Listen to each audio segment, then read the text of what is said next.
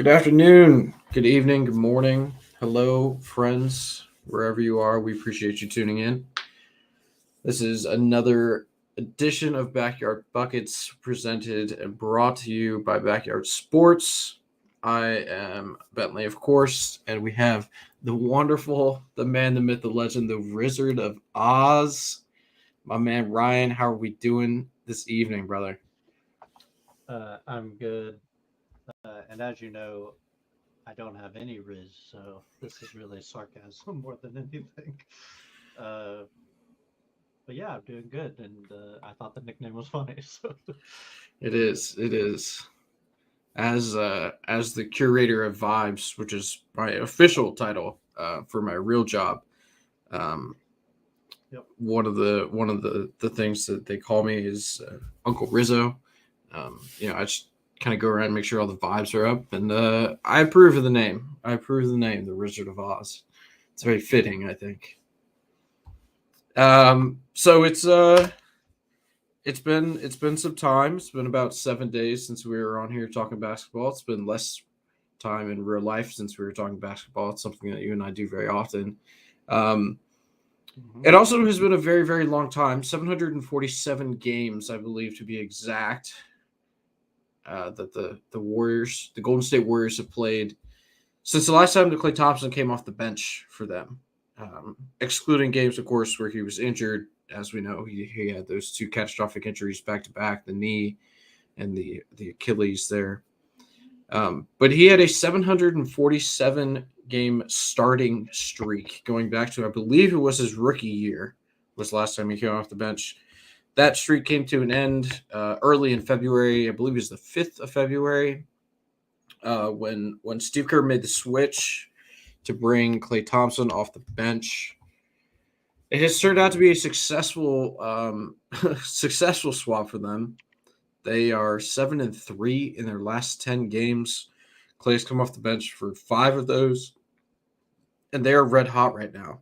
Um, Before we get, I have some numbers. We can talk about his statistics compared starting to a bench role for Klay. I just want to get your initial thoughts, though.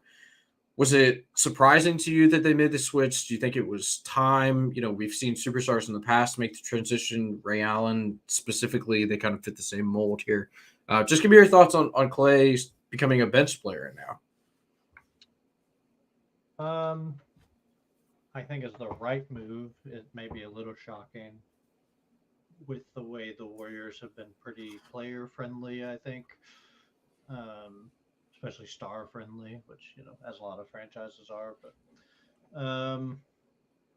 I think it's the right move. I think he can still contribute, but it needs to be in smaller segments and against certain matchups. And he's just not a catch-all anymore like he was, for most of his career. Uh, my concern was how much he's going to embrace it because I think mentally it's the hardest part for people is they might know physically that they've reduced, but they never feel that way.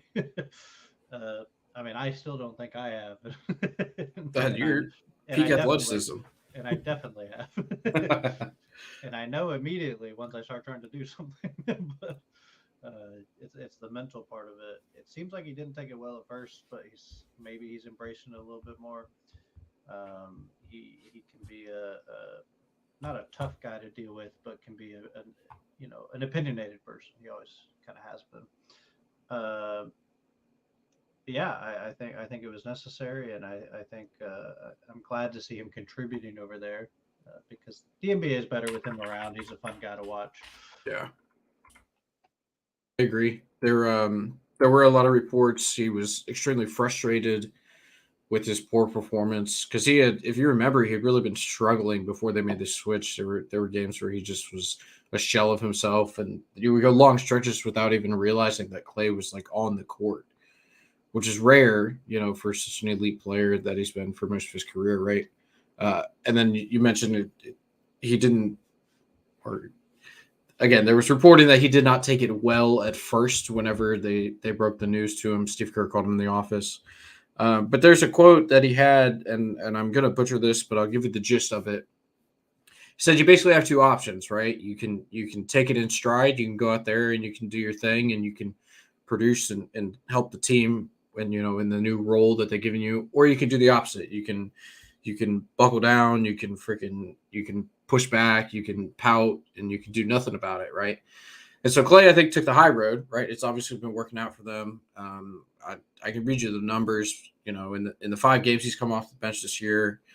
The biggest one that jumps out here is the 3-point shooting, right? He went from 37% to 45%, which, that's an incredible jump for a volume shooter. That means he's making them at a much, much higher clip. His minutes have gone down by about 3 minutes, went from 30 and a half to 27 minutes.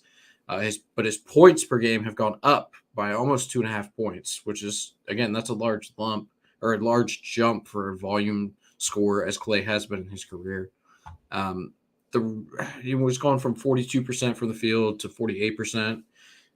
Just overall field goal percentage. I mean, he's very clearly a more effective player at this stage in his career, playing in shorter spurts, coming off the bench, and whenever this team gets their full cast of characters back together, with Chris Paul getting healthier right down the stretch. I mean, for me, that's not a team I want to see in the playoffs, right? Like, that's a team that has been there and done that. They know how to win. They have 4 titles together. They have a coach who knows how to coach throughout a playoff stretch. Like, I understand that they're 30 and 27, right? They haven't looked great for the entirety of the year, but like, if you're telling me that Klay is now this bench guy and Pods, the rookie, is playing great in the starting lineup, Kuminga is taking a jump this year. We talked about that on a previous pod where he kind of got into a spat with the head coach over playing time, but he's taken another leap this year. I mean, you tell me if I sound crazy right now, Ryan, but I mean, they're peaking at the right time, right? They're getting themselves into playoff position. I would assume at some point they're going to pass the Lakers. They'll become like the 9th seed or whatever. Currently, they're 10th in the West. Right? Am I? Because on this very pod, I said I know what it looks like to see the beginning and the end for a franchise, right? Because I've seen it. All of my franchises have done this. They've almost righted the ship, and now I'm like a little bit worried if I have to play them in the playoffs. Is that crazy? Worried. Maybe it's crazy to be worried. The West is tough. Like, their problem is they might not make it out of the play-in. So right. Because I mean, they're 5 games back of New Orleans, who's spread outside of the play-in. That's tough with this amount of time left. New Orleans is like, playing okay. They're probably not like a playoff team you want to play just because of the experience. I do agree with that. But at some point, it's got to end, right? Like, yeah, yes. I mean, I said that about Tom Brady for like 5 years. Eventually, it did, but it took 4 years longer than I thought it would. 4 years and another Super Bowl. Yeah. So yeah, I mean, I don't think teams are worried. What I will say is that's a team that could win a series. Mm-hmm. I don't think they're better than the teams they likely would match up with, but I think they definitely could win a series. Just shooting like that, and the way they play is so hard to defend. I just don't see them going much past like a first round or something. Winning a first round series potentially, but that's tough. You'd have to play Minnesota, Oklahoma City, Denver, like Clippers. Those are all tough matchups. Sure. No, you're right. I am by no means saying that this is going to be a Western Conference Finals team. It's not. They're not going to make a run like when they beat the Celtics in the finals in 22, right? Like that. I'm in no way, shape, or form saying that is going to happen. But I agree with you. This could be a team that, if they make it out of the play-in, like if they make it out of the play-in and they match up with Oklahoma City has never been there and done that, right? But all these guys in Golden State know what it takes to win the playoffs. It's like, would it shock me if Golden State beats Oklahoma City in what would I assume be like the first round, right? Like that, to me, that's not crazy. I don't think that's insane. Now, that might be the Pelicans, they could probably be. I mean, there's some teams above them that it would not shock me. Like if they beat Dallas, that wouldn't really, really shock me, right? Dallas has been freaking hot too. They're 8-2 in their last 10. They are just on fire recently. But like, I think just based off the experience of the coaching that they have in Golden State, it would not shock me if this is a team that goes into round one, if they make it out of the play-in, and ekes out like a first round victory, and then it's like, oh man, here comes freaking Warriors all over again. I don't expect them to have a long playoff run, but I agree with you; they could win a round in the playoffs. Yeah, maybe if they get a playoff defense going, Mm-hmm. that happens a lot with a lot of older teams. They don't play a lot of defense Yeah, throughout the year because they can outscore teams, and then they turn it on in the playoffs because they need to drop like a couple points per game off their defense to be a challenger, in my opinion. yeah, They're giving up 117 points per game. So is Dallas, so is Sacramento. All those teams, and so is Los Angeles. All those teams are in the play-in right now. If they can drop that, then maybe because the offense is not that bad. It's a pretty solid offense. right. Yeah, it. We say it every year, but it's going to be super interesting to see down the stretch, right? Like, if the Klay thing holds on and he can be like, obviously he's not going to win Sixth Man of the Year because this is a new phenomenon him coming off the bench. But if this is like a permanent role for him, and they continue to be playing at such a high level, it's going to be fun to see what they can do. You know, I do feel like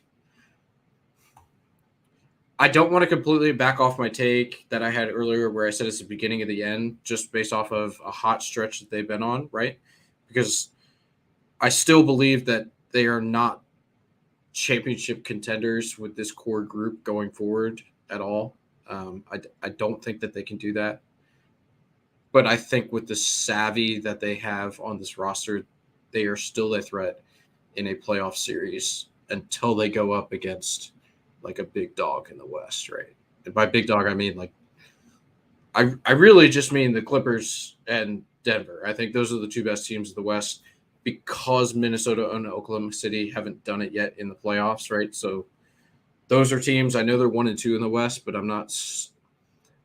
I'm more worried about them in the playoffs than I am about the Clippers and the Nuggets. But I'm not backing off my take that it's the beginning of the end for Golden State, but it is fun to see them kind of having figured something out here with the Klay move to the bench. Yeah, I think if they get the Oklahoma City matchup, that plays to their advantage there. That's like the one that I would be worried about a little bit, probably. Yeah, Oklahoma City is a better team, but just that gap of experience is huge there in the playoffs. yeah, I'm To some extent, I think it's overblown the playoff experience thing. Like sometimes I think that's like an over talking point because it's a simple talking point just to be like they got sure, more experience. There is an intensity, obviously, in the playoffs. There's also a way the games are called, which I think is maybe the most important part. Like the refs yeah. call the games slightly differently. Uh, they could probably sneak a couple wins off Oklahoma City if they really wanted to. Um, yeah, I tend to agree that the experience thing is slightly overblown. That being said, there is no historical evidence of a team coming into the playoffs and winning a title like round one. Yeah, like not in the first round, but like their first go round as a team making a playoff run. Like history has shown us that you have to go and you fight those playoff battles and you have playoff losses and you learn from those things and then you break through. Like that's shockingly enough, I think maybe Golden State might be the only team that kind of burst onto the scene and then won a title. And even that, they lost in the playoffs the year before. So it's like they kind of had that learning curve of losing in the playoffs before they really broke through that ceiling and won a title. Trying to think of the this doesn't like fully apply, but I'm trying to think of like a rookie player that came in and won a championship. The only one I can think of is like Magic, because that was obviously like the first year they Yeah. were together because Magic was a rookie, but they won a championship that year. But that's probably an outlier, a top like 15 guy of all time. Yeah. And also like 22 at that time, 23 at that time, so he's a Yeah. little older. But But, it is very rare. I mean, that was 1980. We're talking 43 yeah. years ago. I can't think of another one. That I, was my Duncan that was got my one early. I don't think he yeah. was a rookie, right? Was that year two for him? They got one. Like I won in '99. I think that's his first one, right, against the Knicks. Yeah. And he was drafted. Yeah, he was drafted in '97. So Okay, so it was year 2 then. Yep. Yeah, year 2. But yeah, I mean, close. But yeah, you're right. It's tough. They've been together like a little bit longer, but yeah, they're young in general. Yeah. It's not like a younger guy coming onto an old team Right. like Magic. Like Kareem was, in his prime at that point, like at the end Yeah. of his prime. So yeah, tough, very tough to do that. Yeah. Yeah. The experience thing, I agree, tends to be overblown. It is something that people lean on a lot. Like I said, the only reason that I brought it up in this context was because it is a team that has a lot of experience in the playoffs. And when I talk about Oklahoma City, that's a team that has no playoff experience outside of Shai Gilgeous-Alexander. Like, Right. at least anyone that plays like real minutes for them. And SGA has like, does he have 2 rounds of playoff experience? He has like 13 playoff games or something like that. Yeah, I mean, it's not much. But look, history is made to be disproven, right? Like theories are made to be broken. People change course of history all the time. Oklahoma City could go in and sweep the freaking playoffs. Like there is a possibility of that. Yep. 100%.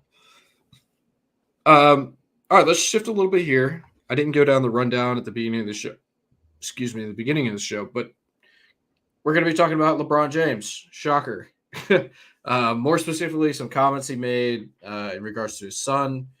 That we're going to get into some court storing. I think Brian and I, not to spoil things, are on opposite sides of the board here.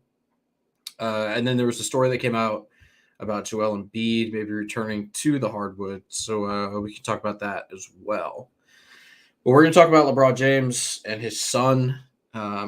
ESPN has removed Bronny James from their 2024 mock draft for both the first and the second rounds. Essentially meaning that if he were to leave Southern California this year as a freshman, he is projected to not be drafted into the NBA this year.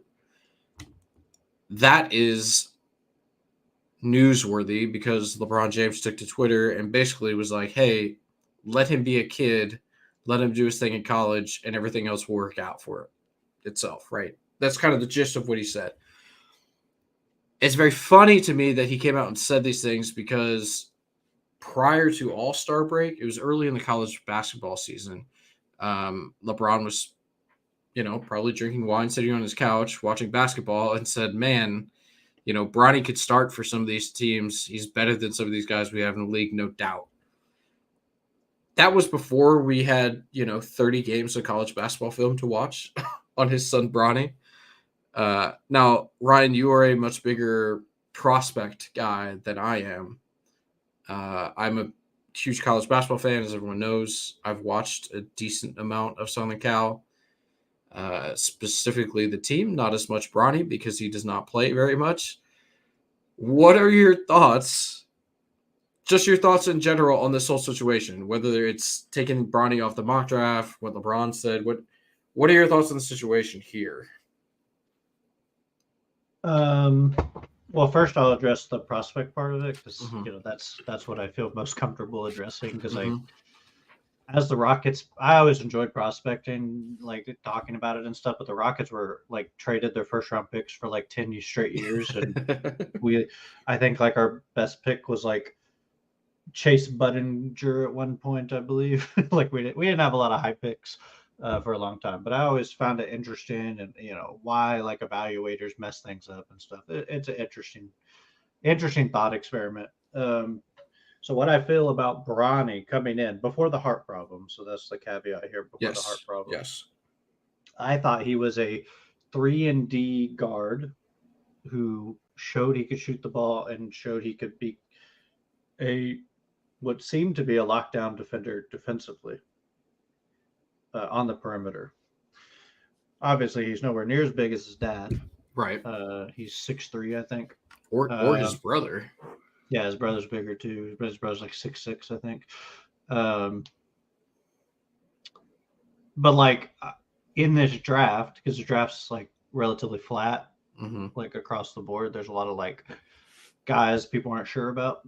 I thought, hey, he could sneak in at like the end of the first, right? If he shows like, if he looks like Davion Mitchell, like defensively and like shoots like average, it's like that's a first round pick in this draft.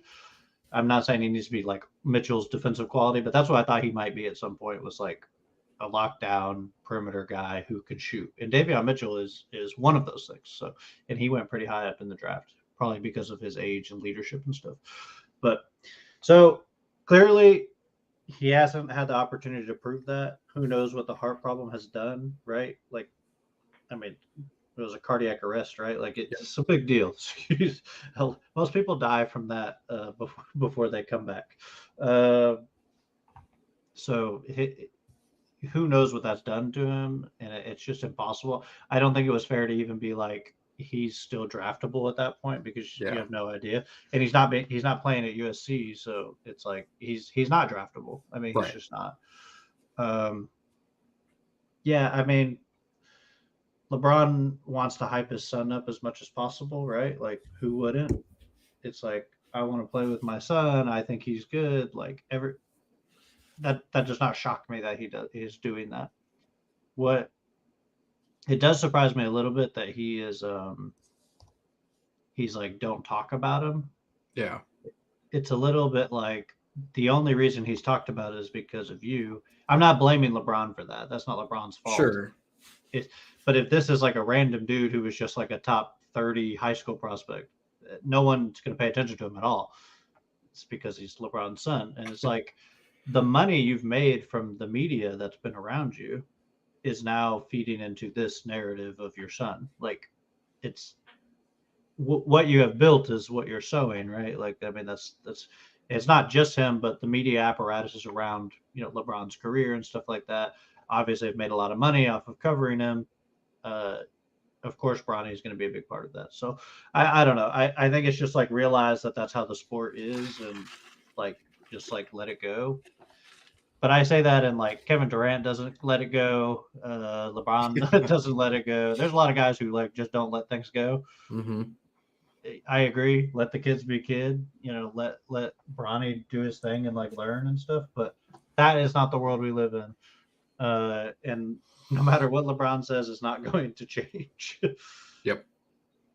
Yeah, it just from a strictly basketball standpoint, Bronny's played in 19 games this year.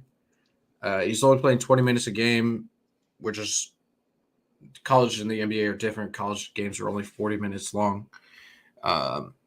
He's averaging 5.5 points a game, 3 rebounds, 2.5 assists, less than a steal a game, shooting 37% from the floor and 27% from three. It's like the fact that LeBron, I get it. He's a dad.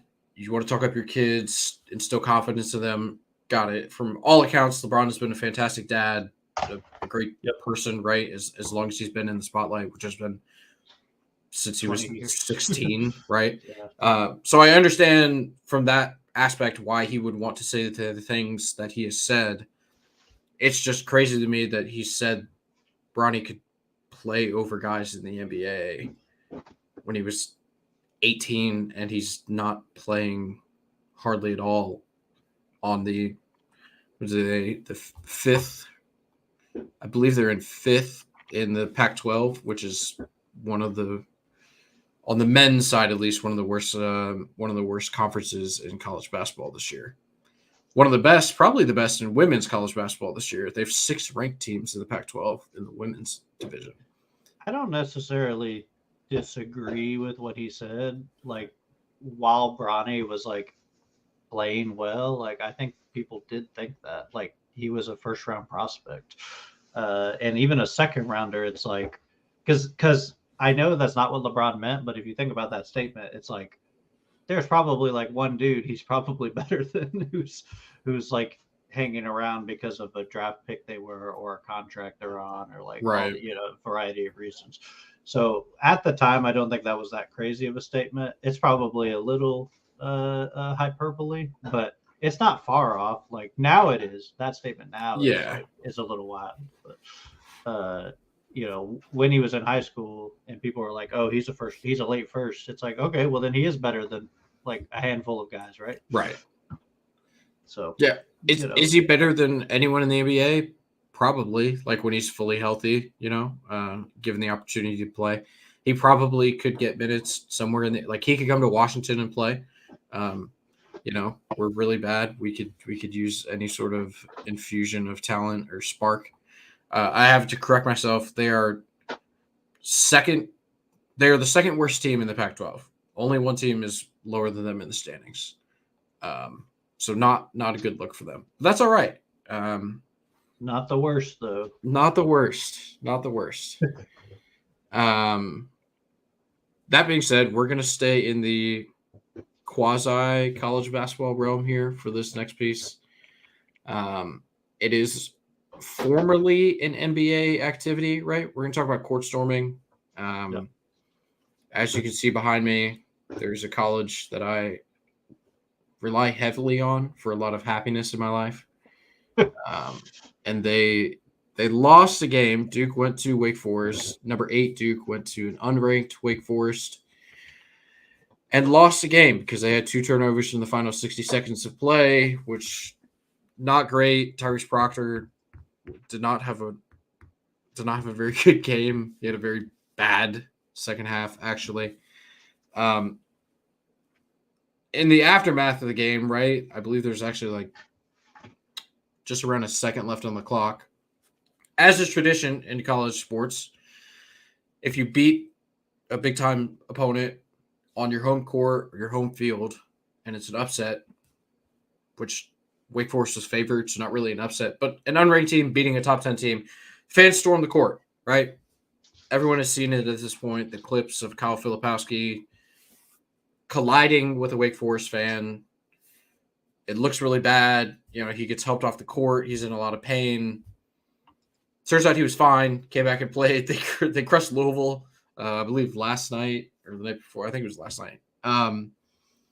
So he's actually fine. It's not that big a deal. Nobody really got hurt, but it triggered a whole conversation. I feel like we have this conversation maybe once a year. Is court storming bad, right? I'm just going to go out and say that I am a fan of court storming. I approve of court storming. I approve of rushing the field after a football win. I think it's awesome. I think it's an element of college sports that makes it fantastic. The passion is what makes college sports so special and why I love them so much. This used to happen in the NBA. You know that because you're a historian of the game. It no longer happens in the NBA. I think that has more to do with the passionate fans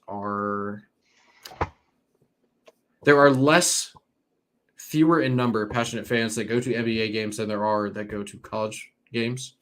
But I think court storming is awesome. There have been a lot of ways to stop it, a lot of reasons to stop it tossed around recently. And I will speak to some of those after I get your thoughts. So Ryan, tell me why you are pro or con court storming. Well, I've changed my opinion since I last spoke to you. So I've decided I'm pro court storming. Oh, under the condition, okay, that safety measures are put in place. Okay. So I've moved to the middle, right?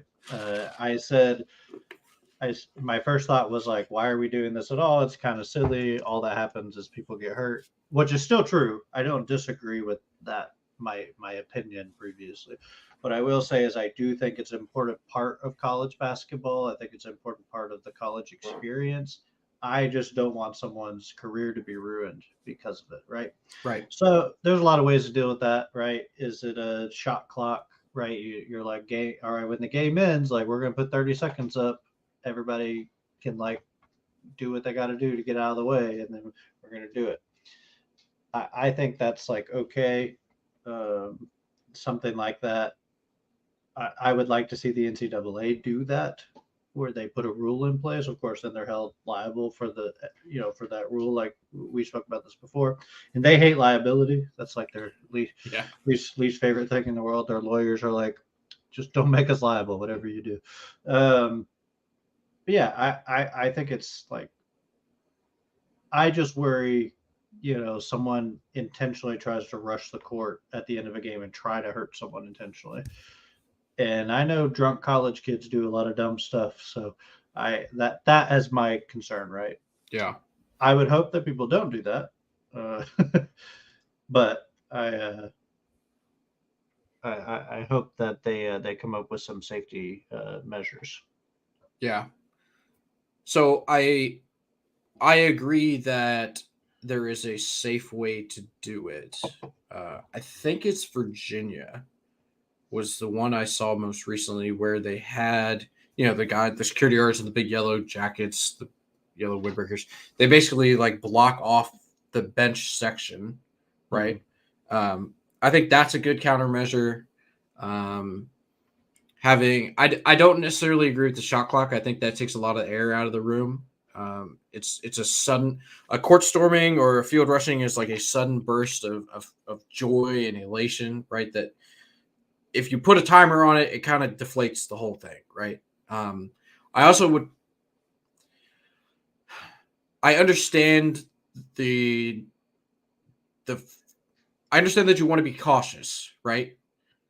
However, to think that there are a bunch of college students who have malice intent within their heart the second a game ends, one of the most exciting moments of their life, and all they can think about is running out and hurting a player on the opposing team. I think that's ridiculous. I don't think a single player or a single fan that is rushing a court has the intention to go out and hurt a player. Not to say it couldn't be an accident, because at some point down the road, there is going to be an accident and something bad is going to happen. That's just kind of how that works, right? There's a mass of humanity, people going in every direction, things like that happen.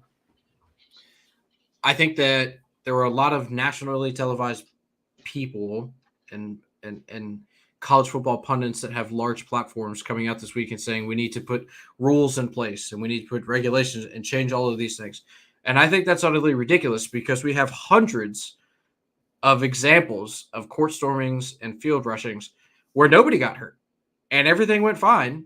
And you run out there and you take your picture and you celebrate with your team and it's freaking sick and you have that memory for the next 60 years. And it's one of the best things that you ever did in your entire life, right? To put rules in place that would prevent that from happening because we think that maybe something bad could possibly happen, even though we have all of these data points saying that nothing bad happens. To put rules in place based off of a hunch or a feeling, I think is just insane. You would ruin so many cool memories and moments for these fans that pay the money to go and see their teams compete at the highest of levels. Not even bringing into factor here, like you got to understand the players on the court. I know they're getting paid now and all that stuff or whatever. They're still students at the university. And the students and the fans, some of them know the players that are on the court and they want to celebrate with their fellow students, right? So what you're doing is you're saying that these students on the court are different than the students that are in the stands. We're not going to allow them to celebrate something that just happened together, right? Like what if a player like Kyle Filipowski, for perfect example, when he got carried off the freaking court and back into the locker room, his girlfriend was walking behind him, right? Because she wanted to check on him. What if that happens at Duke, right? Like Duke wins at home, and rather than a court storming, Kyle Filipowski jumps over the scores table and runs into the stands to celebrate with his girlfriend. Is that a problem? Like what we're saying here is that like there's an invisible barrier where the students can't run onto the court. And I think that's just ridiculous because people want to celebrate cool things together. That's how I feel about that, at least. I think it would be crazy to put rules in place. But that's how policies work, though, right? They make rules based off assumptions of threat a lot of the time. I mean, yeah, I don't want to get into like the super deep, but like we how many rules did we change? 9/11 caused a lot of rule changes that have nothing to do with what happened on 9/11. It was like, oh well, they might do this, they might do this, and so there's thousands of laws now where we like TSA's got tons of laws that have nothing to do with what actually happened Mm-hmm. in that event. It's just like it might happen, like it's possible, so we gotta put in a law that prevents it from happening, right? Yep. Or makes it illegal to attempt to do it. So I do think that from a policy perspective, we make policies all the time that have nothing to do with like data points, or even like reality. I also think it would be very unlikely, probably a very low percentage, that a fan would go to a game to intentionally hurt someone just because of the minuscule chance that that even opportunity exists. Right. But again, all it takes is one time, and then this is all going to go out the window. So if you set the medium up, right, where it's like, hey, we're going to do something to protect the players, then that doesn't happen. You prevent that from happening. And then they can continue to storm the court without like it, because once someone does something bad, hypothetically, it doesn't even have to be a student. It could be someone's pissed off they lost a gambling debt and Yep. they're coming out because they took the over on a game and a guy missed a shot, right? Like, people do weird stuff. They'll never let people on the court ever again. Right. It'll be locked down. So I think it's fine to do the medium and say, hey, this is how we're going to make sure no one gets hurt, and we're not going to get rid of it. I think that's fine, personally. Yeah, I don't disagree that policies are set to prevent disaster, whatever you want to call it, right? I understand. However, you use the example of 9/11 and TSA and all these rules that they have in place now, right? That ultimately happened because of 9/11.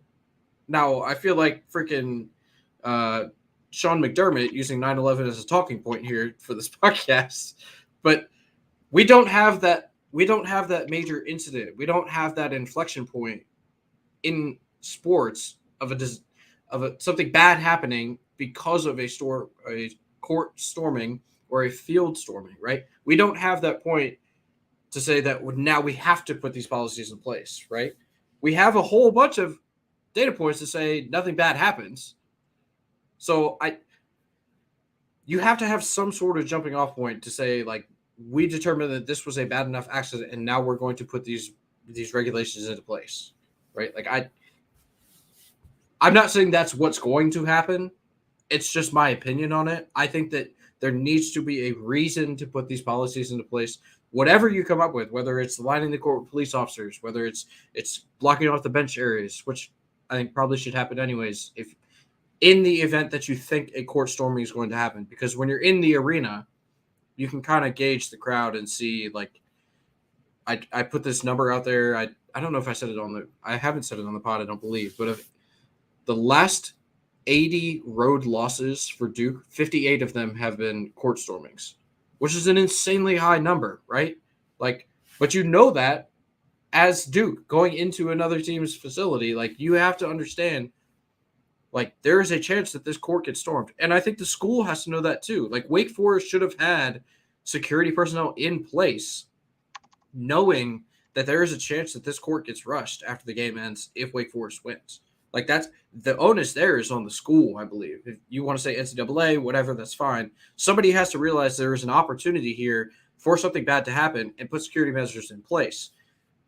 What I'm saying is I don't want to put policies preventing fans from storming the court as soon as the game ends. I don't even like the shot clock rule because, like I said, a court storming or rushing the field is just an eruption of joy and elation in that moment. And I think if you make the fans wait 60 seconds or 30 seconds or whatever, it deflates that feeling so much.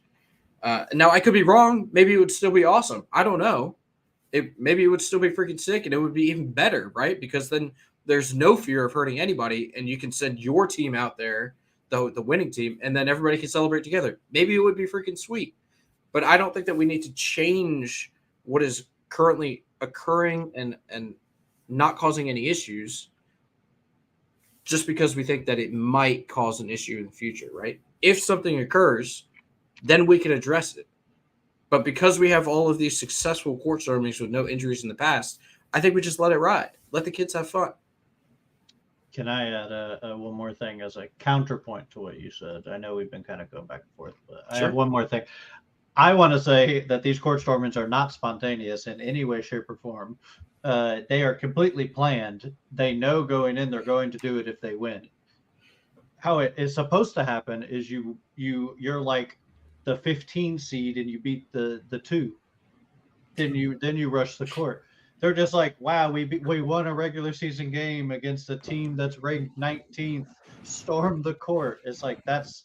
It's clearly planned. They're doing it because it's Duke or Kansas or Kentucky, right? Like these big name schools. That's not what it's even designed for, and it's not spontaneous. They know they're going to do it. They go, hey, if we win, we're rushing the court. Right. If we win by 40, we're rushing the court. Whether it was fun, like the game was over 2 hours ago, but we're gonna rush the court. Like that stuff's just silly to me. I would be okay if it was like a spontaneous thing, but it's fans like these kids know they can do it, so they plan ahead of time, right? It's not like when Hank Aaron broke the home run record or something, and people Mhm. like rushed it, right? That was spontaneous to some extent, but also like there were also people who were like, I'm going to steal stuff from him so I can sell it, Yeah. right? Like that always has happened. There's people who plan these things. So I do want to say I don't agree that beating Duke is a spontaneous court storming.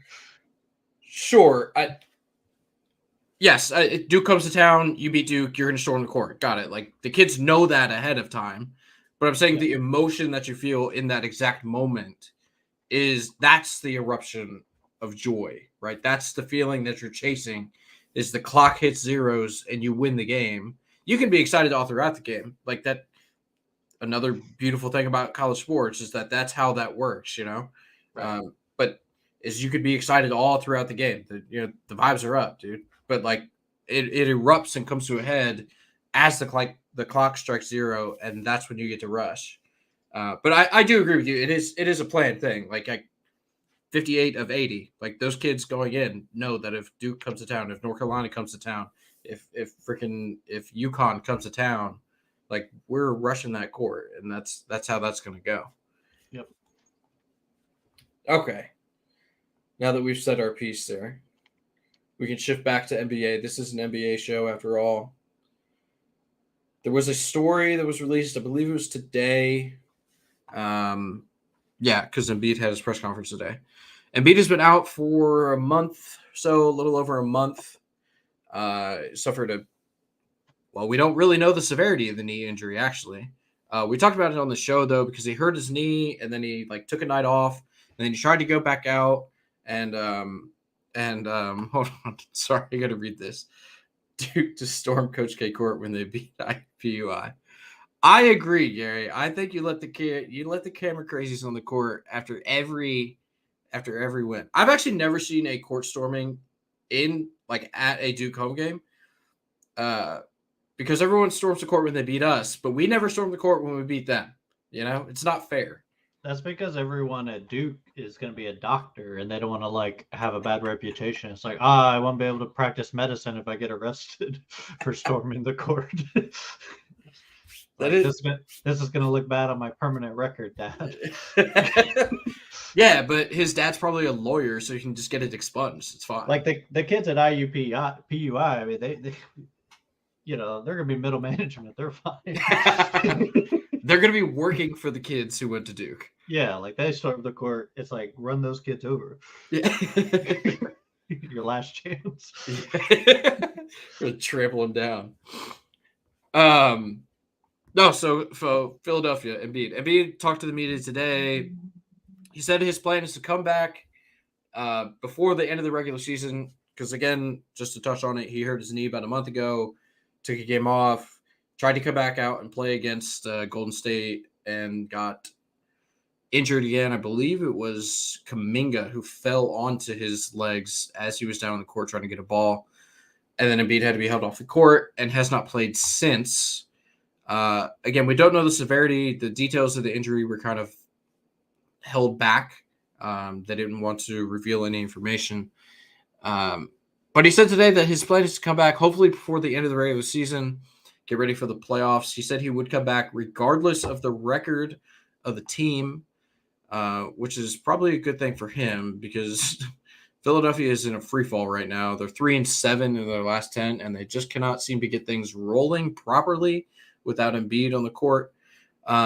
Ryan, do you think it's a good idea for Embiid to try to push himself to come back a little bit what seemingly is ahead of schedule if he wants to come back before the regular season, or do you think he should just sit and wait for the playoffs?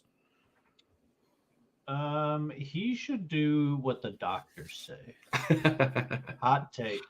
Yeah. Yeah. If you get injured, I know a doctor. Yeah. Yeah.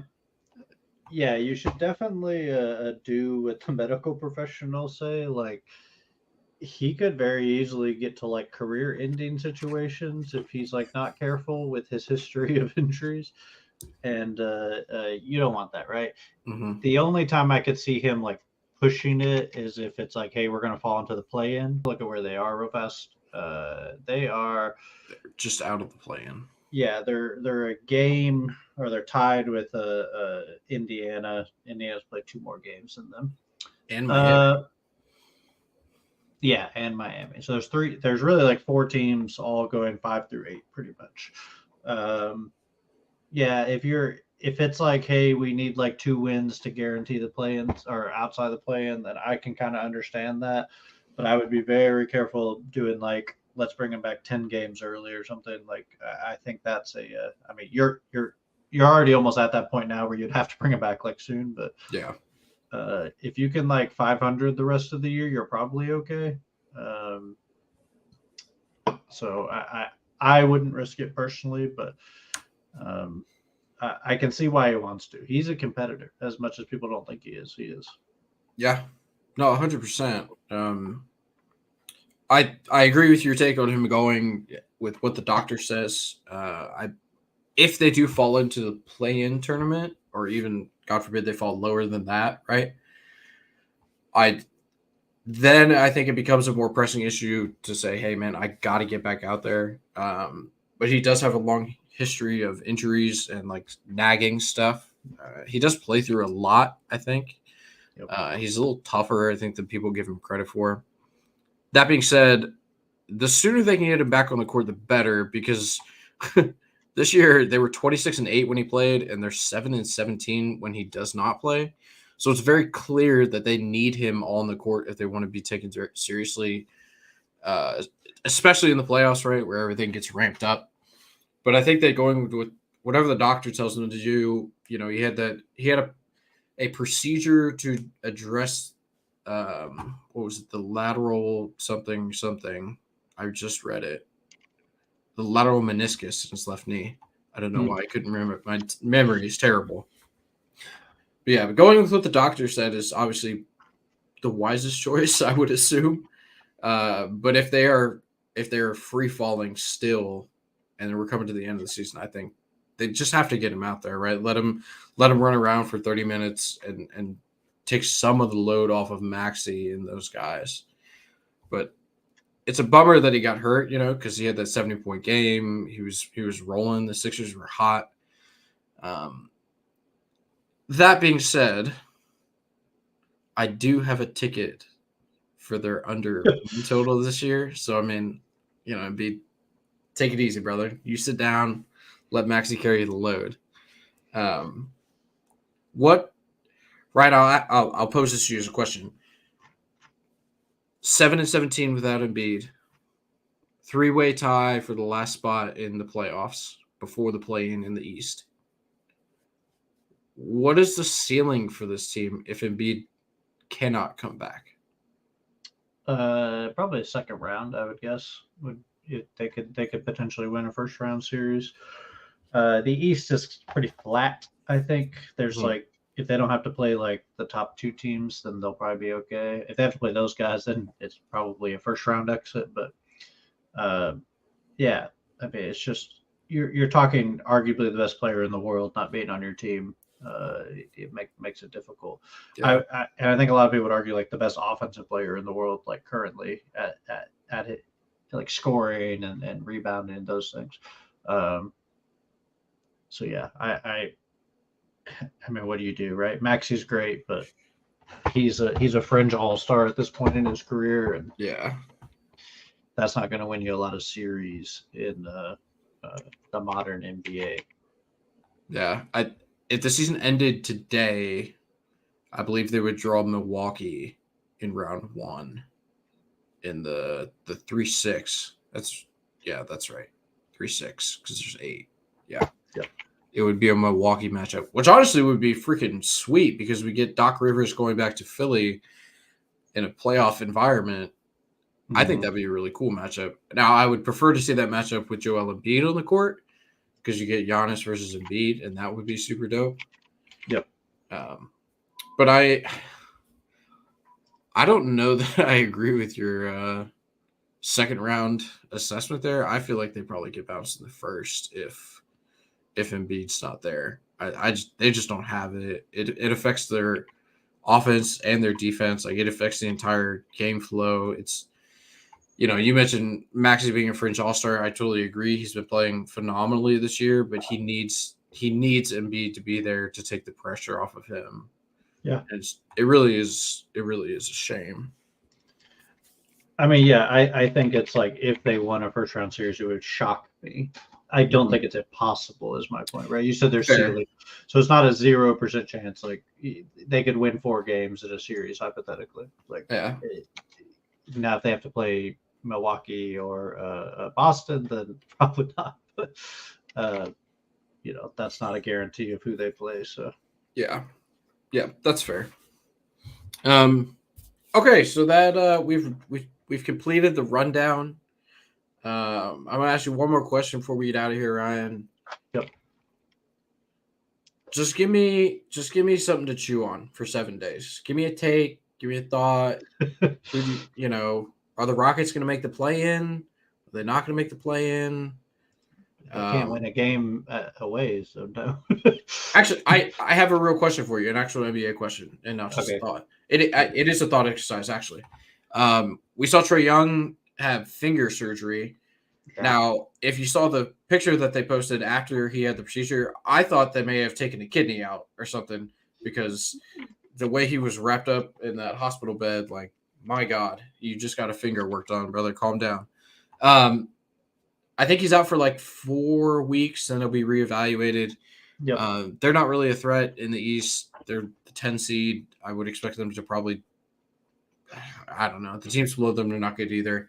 I don't know what they're going to do. Regardless, DeJounte Murray, Trae Young, we heard rumblings of both of them potentially being available in the trade market this year.